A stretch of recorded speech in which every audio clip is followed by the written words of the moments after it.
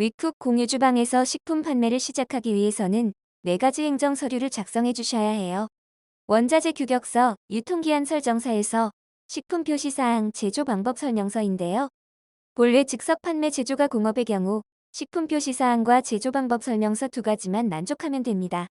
식품 표시사항은 제품 출고 시에 부착되어 나가는 법적 의무사항이고, 제조 방법 설명서는 즉석 판매 제조가 공업 영업 신고 시에 필수로 제출해야 하는 서류이기 때문이죠. 그런데 위쿡은 규제 특례를 허가받은 최초의 공유주방인 만큼 원자재 규격서, 유통기한 설정 사유서, 식품 표시사항 제조 방법 설명서 4가지 모두를 작성해서 위쿡에 제출해 주셔야 해요. 푸드메이커님들의 안전한 식품 생산을 도와드리기 위함입니다. 각 서류들을 작성하기에 앞서 행정서류 4종은 어떤 서류인지 알아보도록 할게요. 먼저, 원자재 규격서는 내 제품에 들어가는 모든 원재료들의 정보와 함량을 기입하는 서류입니다. 유통기한 설정 사유서는 내 제품의 유통기한을 설정한 근거를 설명하는 서류입니다. 유통기한을 설정하는 방법은 여러 가지가 있지만 위쿡에서는 유사제품의 유통기한 기간 이내에서 설정하는 방법을 권해드리고 있어요.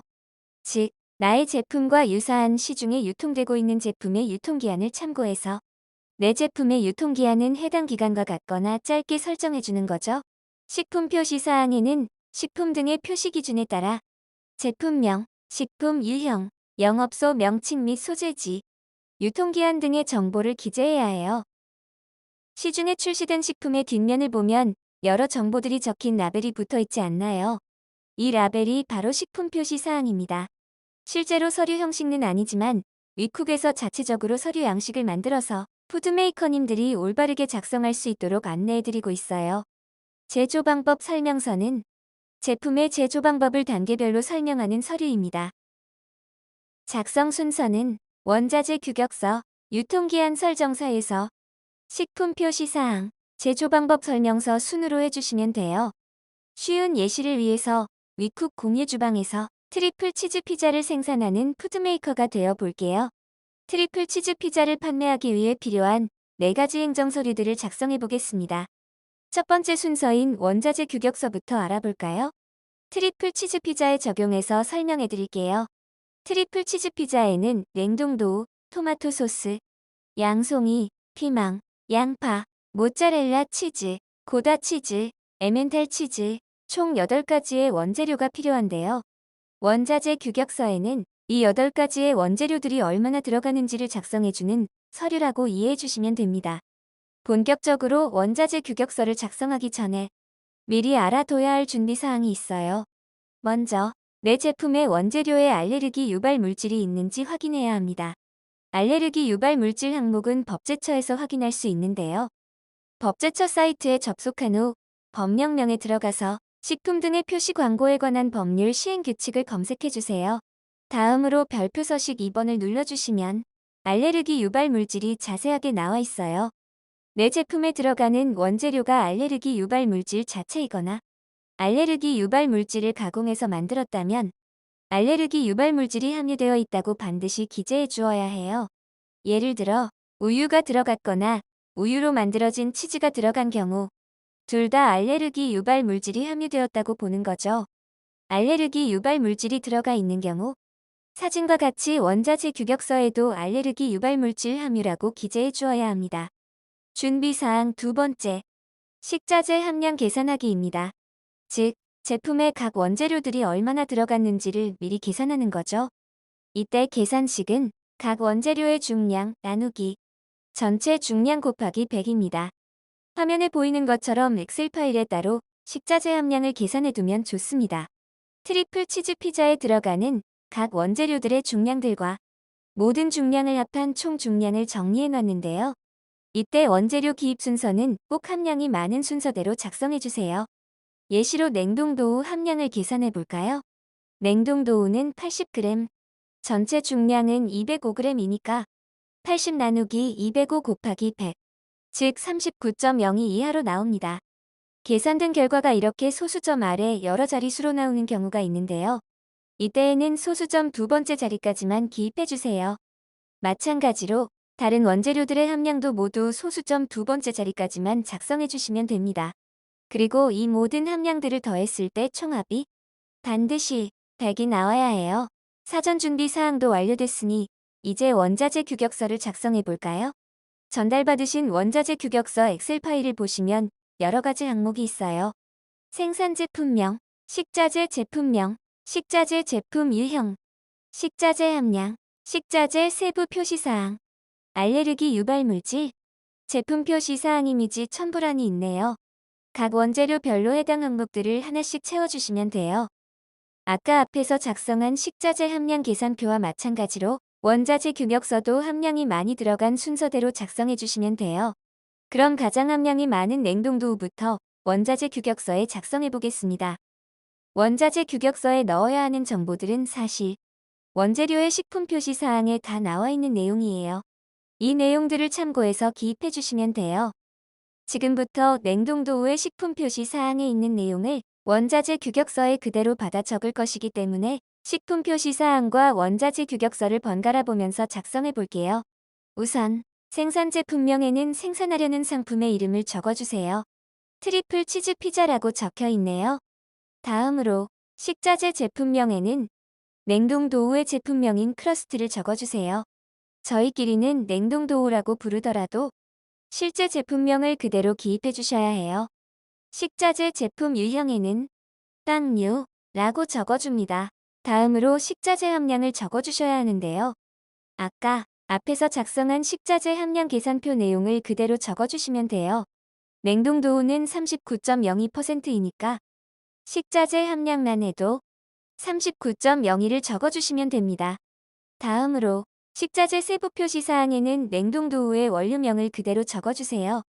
알레르기 유발 물질란에는 앞에서 확인했던 알레르기 유발 물질이 원재료에 들어있는지 확인한 후 해당되는 것을 적어주시면 돼요.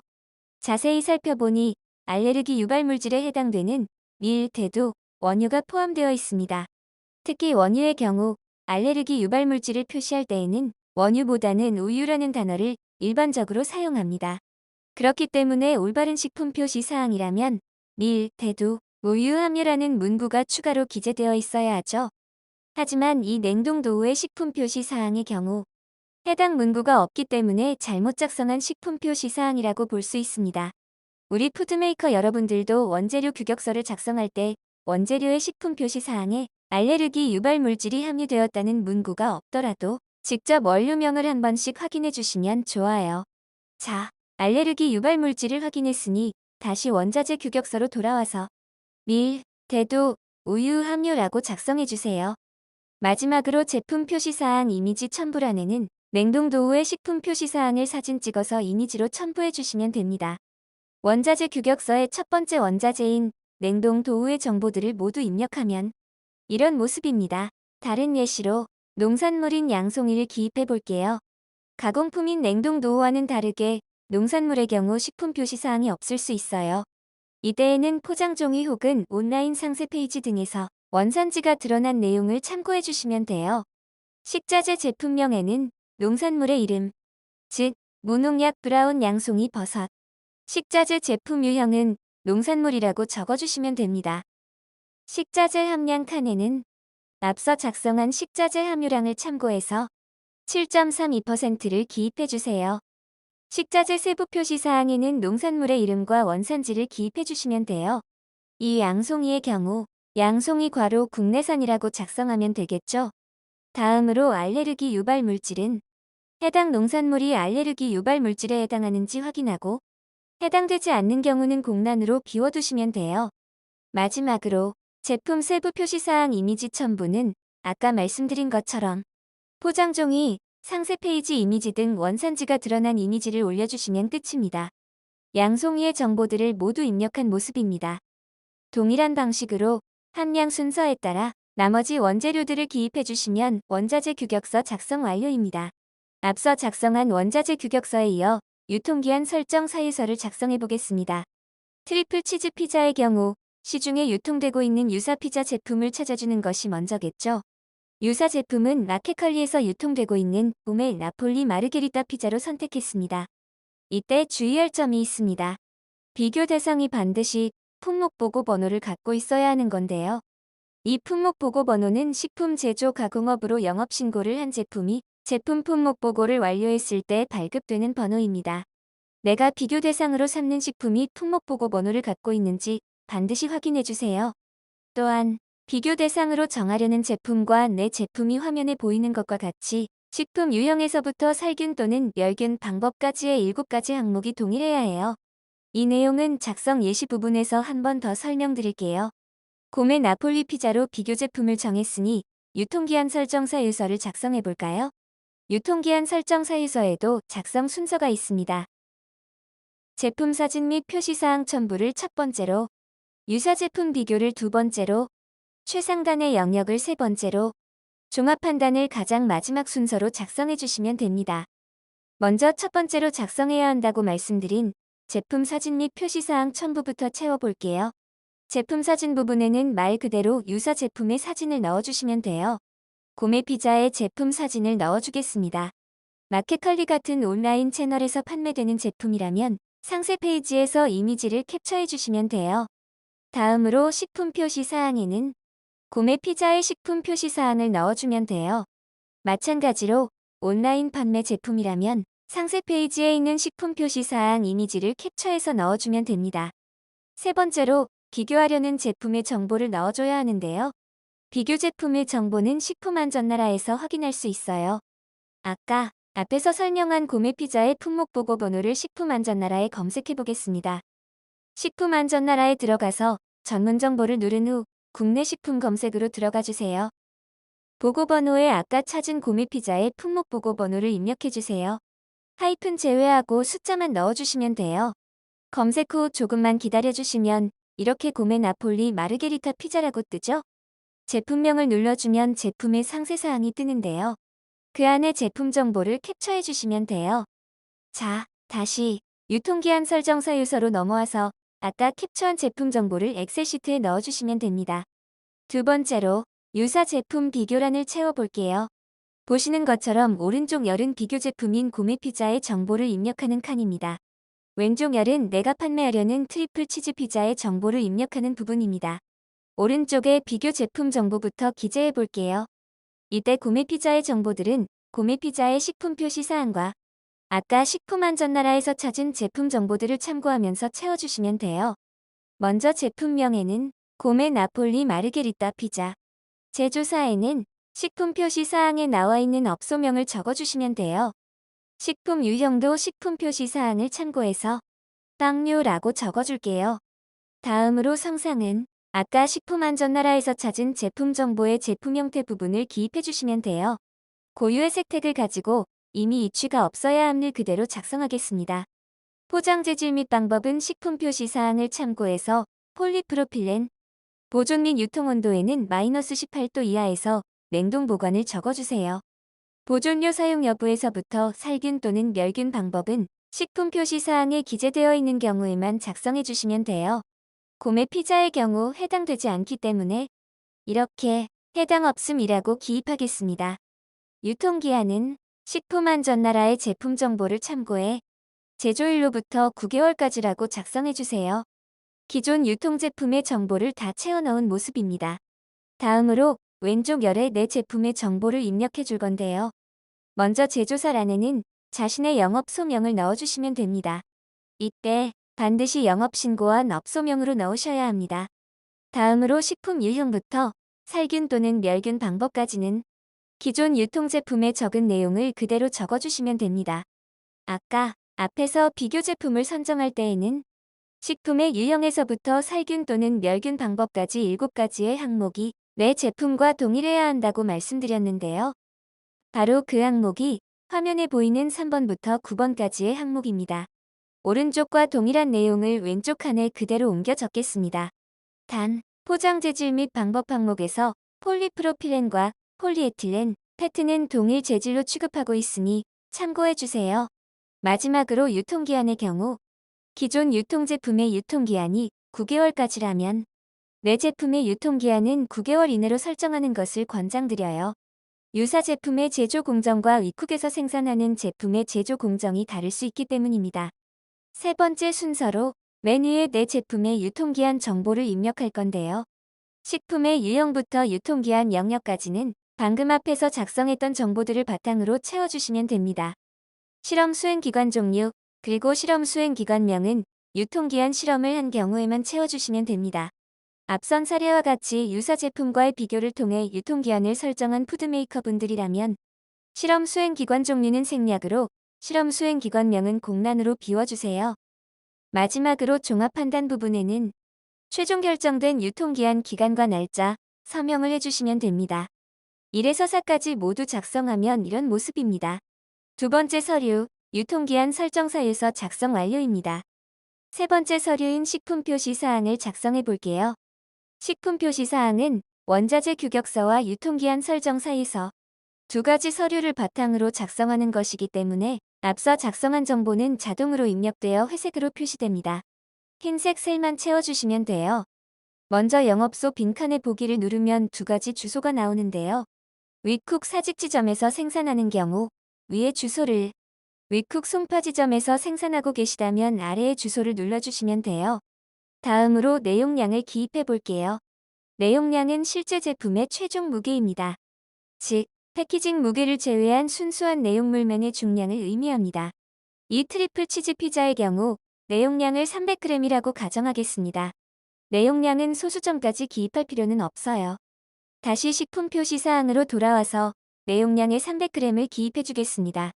다음으로 원재료명, 함량, 원산 질환을 채워주겠습니다.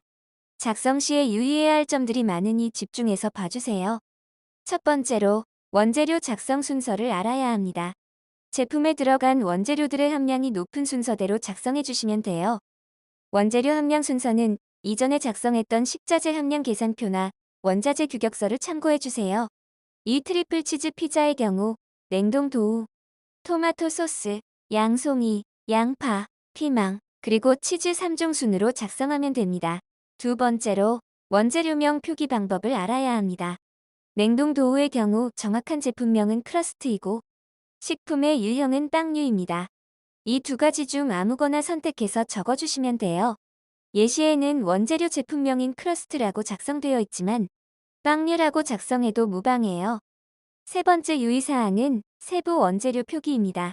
이때에는 들어가는 원재료가 복합 원재료인지 단일 원재료인지 확인해야 해요. 복합 원재료는 원재료 자체에 여러 가지 원료들이 들어가는 것을 말해요. 예를 들어 냉동 도우의 경우 냉동 도우 자체에 이렇게 세부 원재료들이 첨가되어 있기 때문에 복합 원재료에 해당됩니다. 이때 복합 원재료가 전체 함량의 5% 이상을 차지한다면 복합 원재료에 들어가는 세부 원재료들을 최대 5개까지 작성해야 합니다. 이때 물과 정제수는 제외입니다. 아까 예시로 든 냉동 도우의 경우 복합 원재료이면서 함량이 39.02%네요. 그렇다면 냉동 도우에 들어있는 세부 원재료를 5개까지 작성해주면 되겠죠?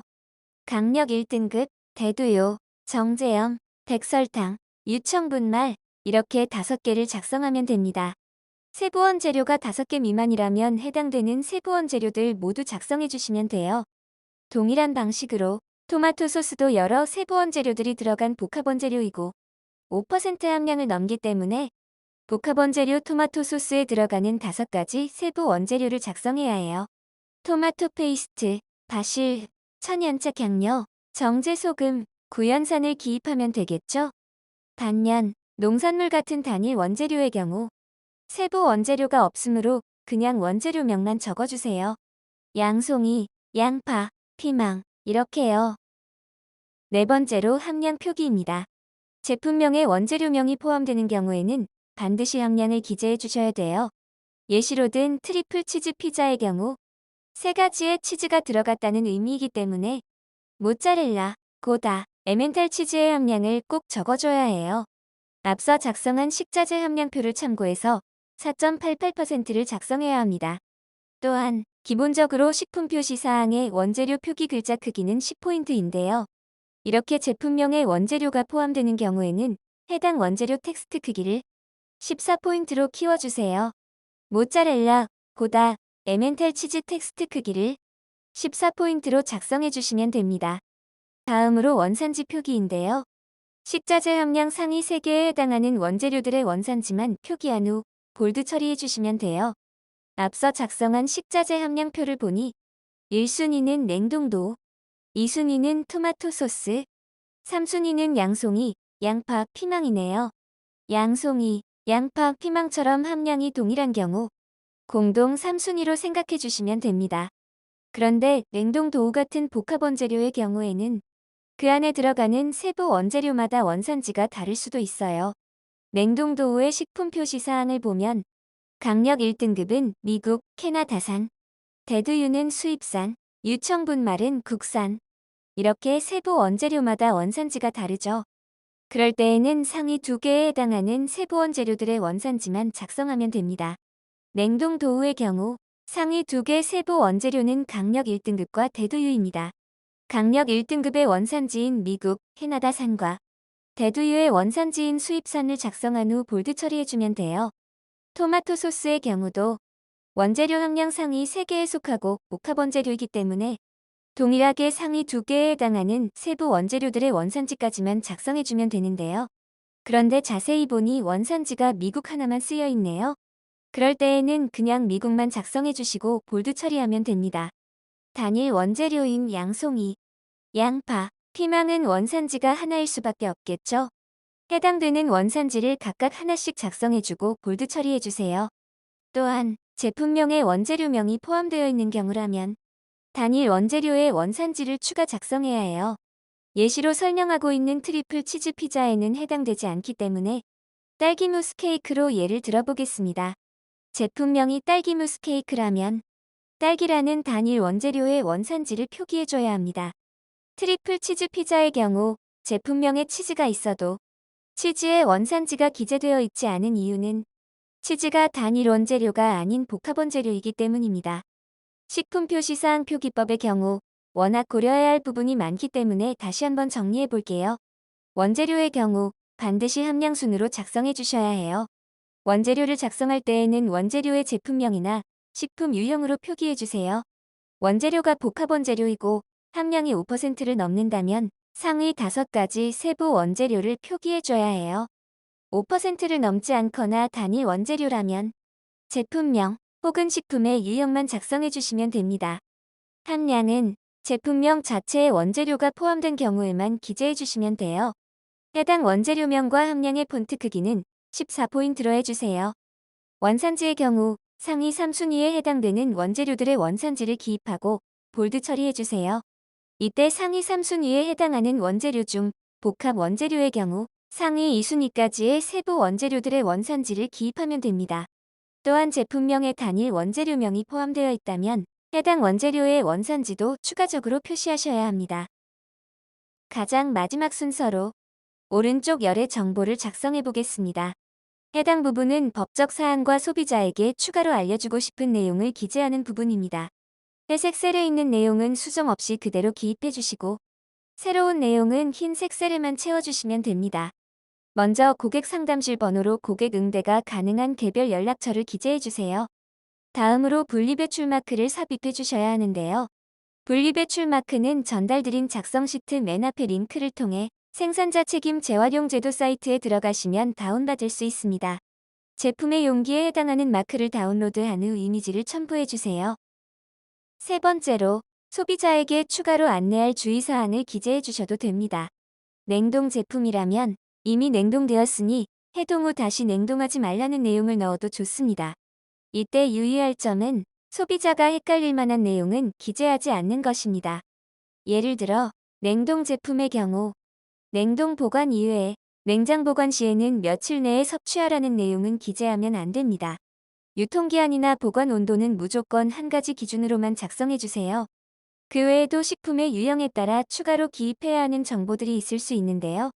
자세한 정보는 식품 등의 표시 기준을 반드시 참고해 주세요. 제조시설에서 알레르기 유발 물질이 섞일 우려가 있다면 화면에 나온 문구와 같이 알레르기 유발 물질을 사용한 제품과 같은 제조시설에서 제조하고 있음을 표시해야 합니다. 알레르기 혼이 무료 물질은 앞서 확인한 알레르기 유발 물질표를 참고해 주세요. 내 제품에 들어있는 알레르기 유발 물질과 중복해서 작성할 필요는 없습니다. 마지막 서류인 제조 방법 설명서입니다. 앞서 작성한 3가지 서류를 기반으로 이미 작성한 내용은 자동으로 입력되어 이렇게 회색 처리됩니다. 상단과 하단의 흰색 셀만 채워주시면 됩니다. 먼저 최상단에 생산관리 책임자의 이름과 직책, 긴급 연락처를 적어주세요. 제조 방법 등에는 원재료 준비 단계부터 전처리, 가열, 세척 등 모든 과정을 순차적으로 정리하여 작성해 주시면 됩니다. 더 자세히 알아볼까요? 화면에 보이는 이미지는 트리플 치즈 피자의 제조 방법을 작성해 놓은 것입니다. 왼쪽의 공정명에는 각 제조 단계별 명칭을 넣어주시고 오른쪽 공정 내용에는 각 제조 단계에 맞게 어떤 원재료들을 어떤 방법으로 공정하는지 작성해 주시면 돼요. 트리플 치즈 피자의 경우 냉동 도우를 해동하는 단계에서부터 시작해서 냉동이 완료된 피자를 포장하는 단계까지 구체적으로 작성되었습니다. 이렇게 자신의 제품에 맞게 각 단계별 제조 과정을 적어주시면 됩니다. 마지막으로 가장 아래 부분인 포장 방법과 성상을 채워주면 됩니다. 칸 오른쪽에 삼각형을 누르면 보기가 나오는데요. 포장 방법은 밀봉 아님, 진공 포장, 질소가스 등 충전, 4가지 중 자신의 제품에 맞는 포장 방법을 선택해 주시면 됩니다. 성상도 마찬가지로 고체, 액체, 고체, 액체 혼합 중 선택해 주세요. 이렇게 포장 방법과 성상까지 채워주시면 마지막 서류인 제조 방법 설명서 작성 완료입니다. 지금까지 행정서류 4종을 작성해 보았는데요. 예시로 들어드린 트리플 치즈 피자의 사례를 내 제품에 적용해 본다면 어렵지 않게 작성하실 수 있습니다.